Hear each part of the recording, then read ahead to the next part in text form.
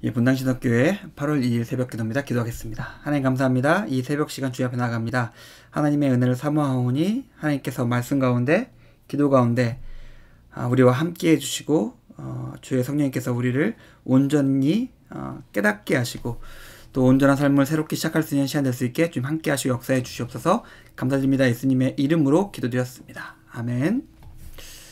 말씀 보겠습니다. 마태복음 24장입니다. 24장 37절에서 44절까지 말씀입니다. 마태복음 24장 37절에서 44절까지 말씀입니다. 봉독하겠습니다. 노아의 때와 같이 인자의 임함도 그리하리라. 홍수전엔 노아가 방주에 들어가던 날까지 사람들이 먹고 마시고 장가들고 시집가고 있으면서 홍수가 나서 그들을 다 멸하기까지 깨닫지 못하였으니 인자의 임함도 이와 같으리라. 그때 두 사람이 밭에 있으며 한 사람은 데려갔고 한 사람은 내버림을 당할 것이요 두 여자가 맷돌질을 하고 있음에 한 사람은 데려가고 한 사람은 버려둠을 당할 것이니라. 그러므로 깨어 있으라. 어느 날에 너희 주가 임할는지 너희가 알지 못함이니라. 너희도 아는 바니 만일 집주인이 도둑이 어느 시각에 올 줄 알았더라면 깨어있어 그 집을 뚫지 못하게 하였으리라. 이러므로 너희도 준비하고 있으라. 생각하지 않은 때에 인자가 오리라. 아멘. 예, 그 한 주의 시작입니다. 한 주의 시작을 약간 좀 다른 시각에서 우리 좀 바라봤으면 하는 마음에서 주의 재림에 대해서 말씀을 생각해보고자 하는데, 솔직히 그 부활과 재림, 그리고 하나님의 나라에 있어서 이단들이 많죠. 왜 그럴까요? 해석이 어렵기 때문에 그러고, 해석이 자의적이고, 뭐 그냥 자기 마음대로 한다 하더라도 그것을 명확하게 맞다 그러다 말하기도 좀 힘든 게 솔직히 재림에 관한 이런 본문들입니다. 근데 예수님께서 말씀하신 재림의 모습 속에서는 분명하고 명확한 특징이 있습니다. 그 특징을 살펴보면서 주의 날을 살아가고 주의 날을 대비하는 오늘 우리는 어떻게 사는 것이 예수님께서 말씀하신 모습인지에 대해서 같이 한번 생각해 보고자 합니다. 첫 번째로 이야기가 쭉 나오는데 같이 일하고 있죠. 두 사람이 밭에 있고 두 여자가 같은 맷돌질을 하고 있습니다. 같은 장소에 있고 같은 일을 하고 있어요. 그런데 그들이 모두 같이 구원을 받을까요? 그것으로 구원받는 것이 아니다라고 말하고 있습니다. 겉모습이 동일하다고 해서 하는 일이 동일하다고 해서 구원받는다, 선택받는다라는 것이 아니에요. 우리는 겉모습이죠. 우리가 어떤 일을 하고 우리가 어떤 모습으로 살아가고 그리고 사람들에게 어떻게 내비쳐지고 그 내비쳐진 모습으로서 사람들을 판단합니다. 그런데 예수님이 보시기에 그런 겉모습은 중요한 것이 아니었어요. 그 안에 그가 구원받을 만한 믿음이 있는지 없는지가 예수님에게 중요한 것이었고 그것이 있는 자는 같은 일을 하는 사람이라도 다른 삶을 살고 있을 것입니다.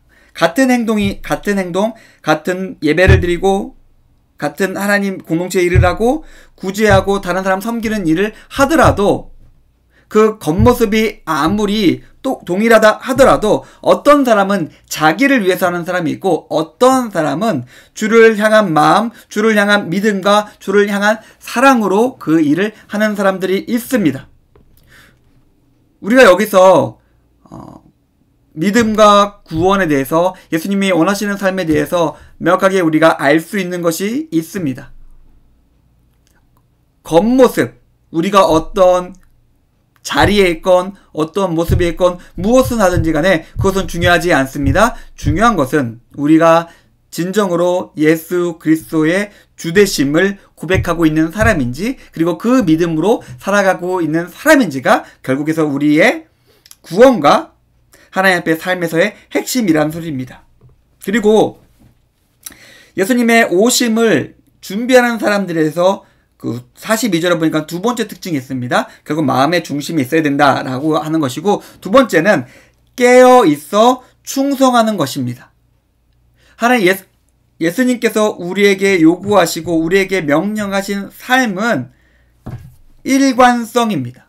그러니까 내가 한번 마음이 뜨거워지고 내가 돈도 많고 내가 마음도 많고 그래서 이만큼 큰 일을 하나님의 일을 했다고 하더라도 그것이 나의 온전한 내 모습이 되지 않고 나의 평생을 규정하는 모습이 되지 않는다면 소용이 없다는 것이에요. 언제나 예수님께서 다시 오실 그 순간까지 온전히 깨어있어서 동일한 마음으로 예수님 앞에서 살아가는 것이 중요하다는 것이에요.